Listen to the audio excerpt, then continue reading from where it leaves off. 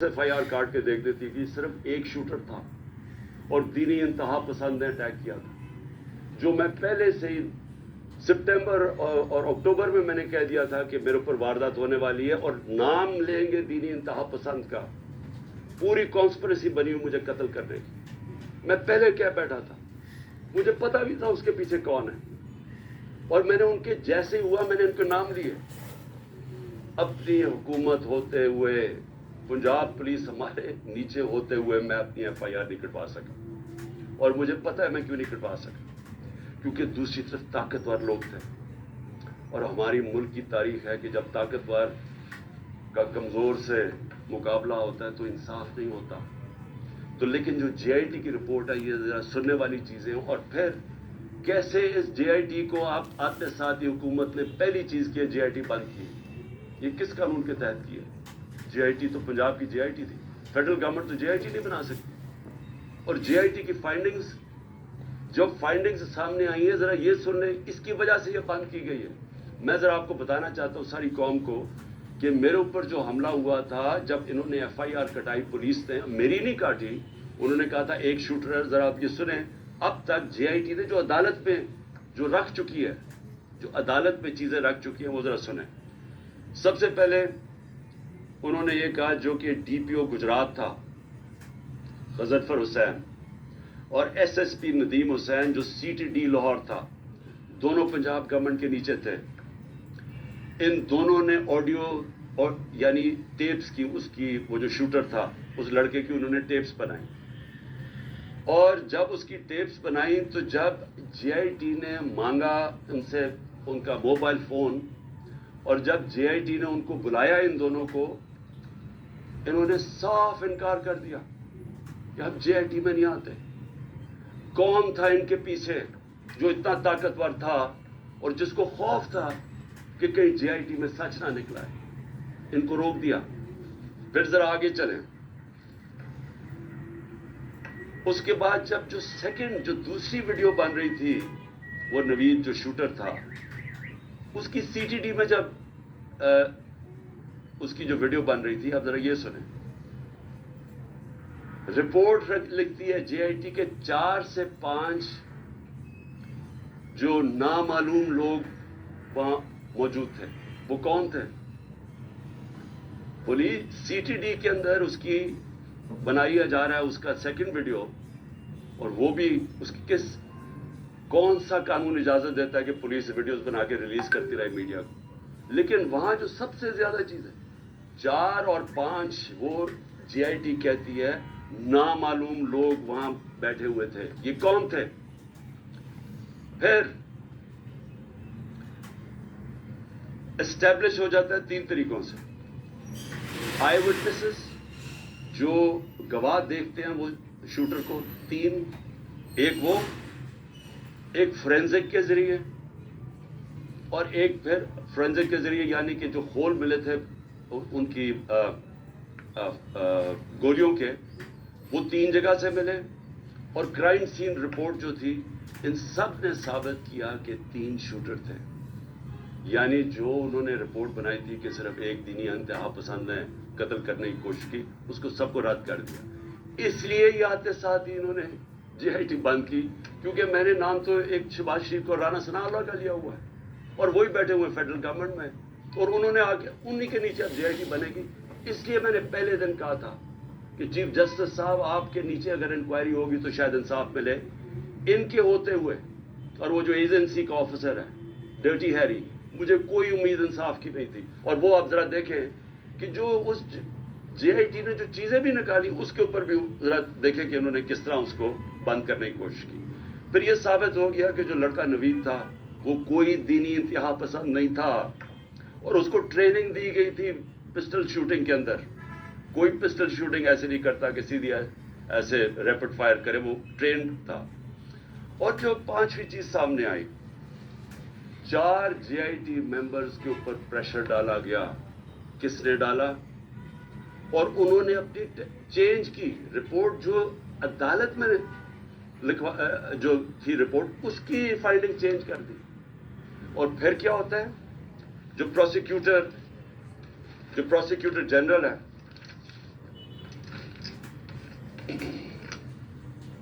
جو independent inquiry کرتا ہے ان 4 لوگوں کے اوپر جو اپنے چینج کرتے ہیں رپورٹ، یہ 4 JIT ممبرز اپنی رپورٹ چینج کرتے ہیں، انڈیپینڈنٹ انکوائری کنڈکٹ کی جاتی ہے پروسیکیوٹر جنرل آف پاکستان، وہ ان کے اوپر انڈیپینڈنٹ انکوائری کنڈکٹ کرتا ہے اور وہ کنفرم کرتا ہے، prosecutor general of Pakistan confirm کرتا ہے کہ انہوں نے اپنی غلط ٹیسٹ اپنی بدلی، 3 شوٹرز تھے اور اس نے ریکمینڈ کیا کہ ان کے اوپر کرمنل پروسیڈنگز کی جائیں کہ انکوائری کو سیبوٹاج کرنے کے لیے جو 4 JIT ممبرز نے جنہوں نے چینج کیا ہے۔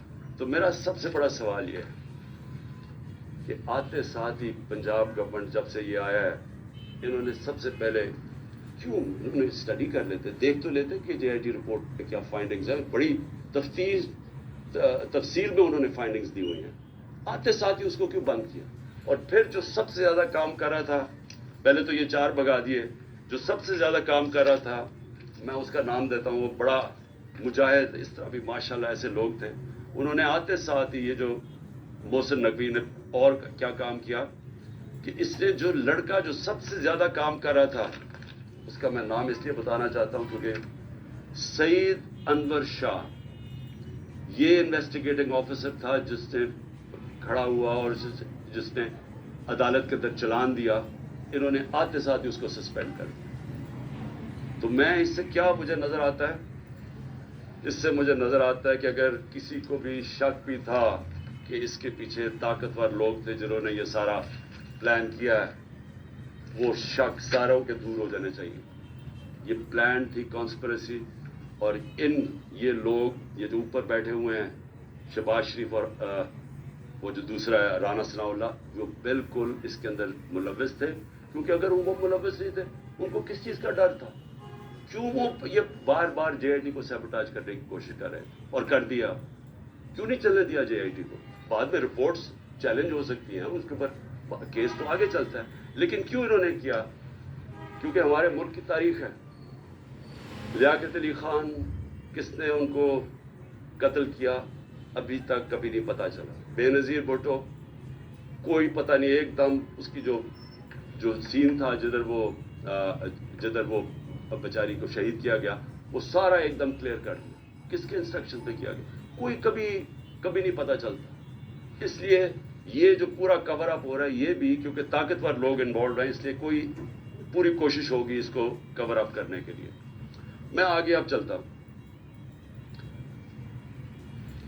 جب جو آئین ہے ہمارا، اور آئین بڑا کلیئر ہے، آئین کا آرٹیکل 105 یہ کہتا ہے کہ جیسے ہی ایک اسمبلی ڈیزالو ہوتی ہے، جیسی اسمبلی ڈیزالو ہوتی ہے تو گورنر 48 گھنٹے کے اندر وہ ایک ڈیٹ دیتا ہے الیکشن کی۔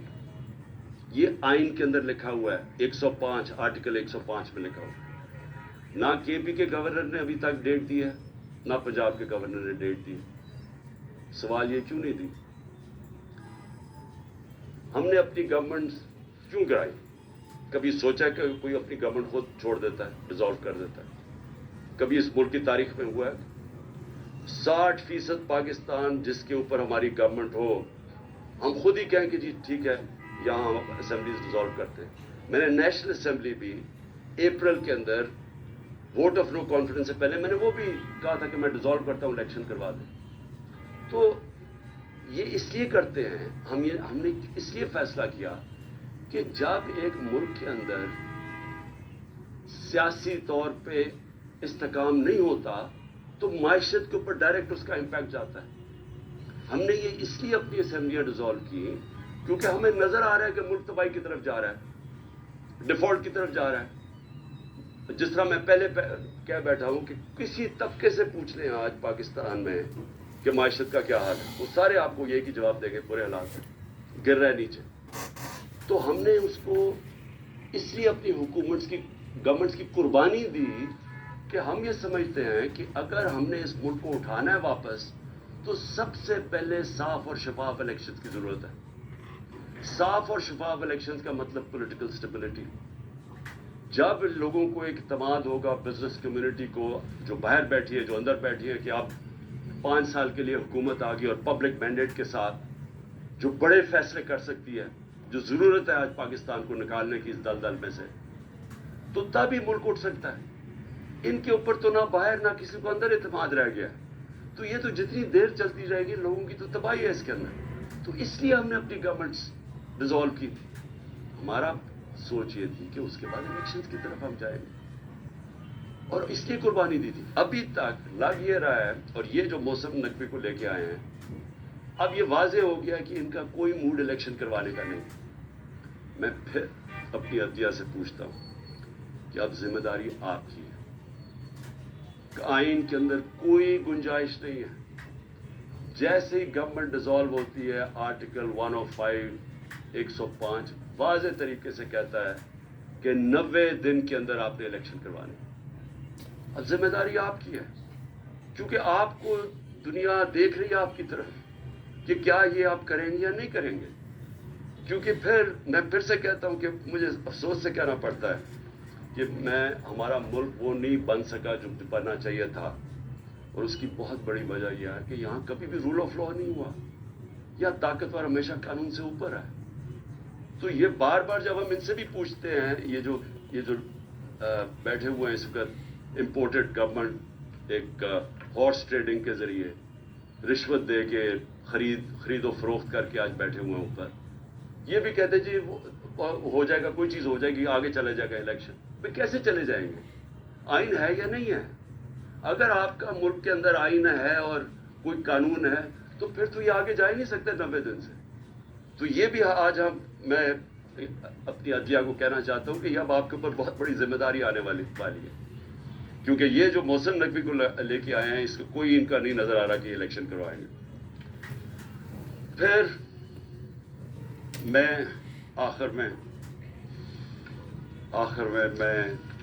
اپنی قوم سے بس یہ بات کر کے اپنی بات ختم کرتا ہوں کہ دیکھیں، میں جس طرح شروع کیا تھا کہ اللہ میرے پہ بڑا مہربان رہا ہے، میں اس کا شکر ادا جتنا بھی کروں کم ہے. کہ مجھے تو اس ملک میں جو آپ نے عزت دی وہ کسی کو دی نہیں پہلے.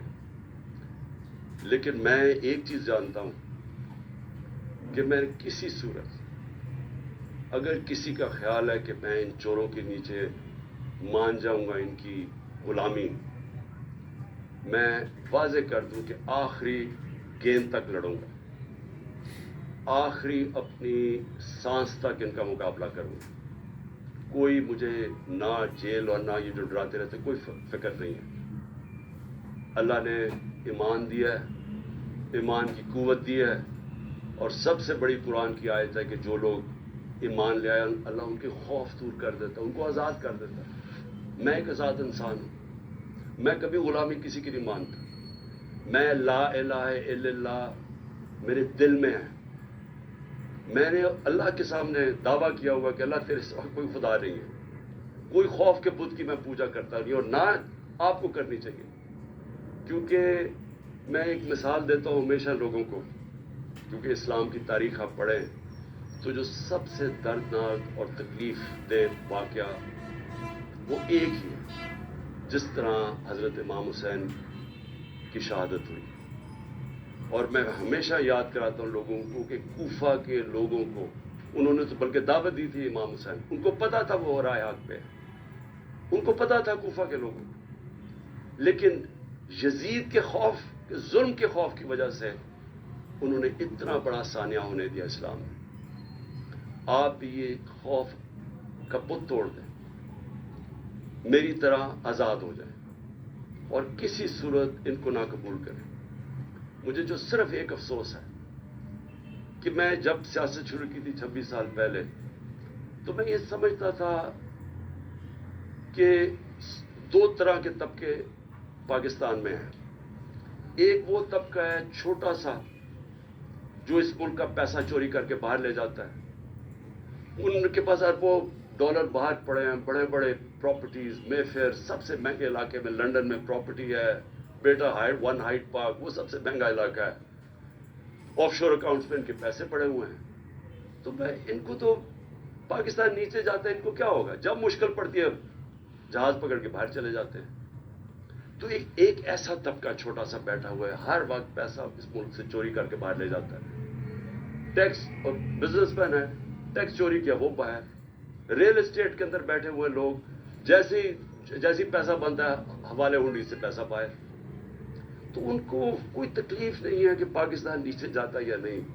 ان کو تکلیف نہیں ہے کہ ہم غلامی کریں، کبھی کسی کی غلامی جو آج تک کرتے آئے ہیں، ان کو فکر نہیں ہے، کیونکہ ان کا سٹیک پاکستان میں نہیں. اور اس لیے میں ان کے خلاف نکلا تھا آج سے 26 سال پہلے، اور اس لیے جب تک میرے میں سانس ہے میں ان کا مقابلہ کروں گا. لیکن ایک دوسرا طبقہ جن کا جینا مرنا پاکستان میں، وہ اکثریت اس ملک کی عوام ہے.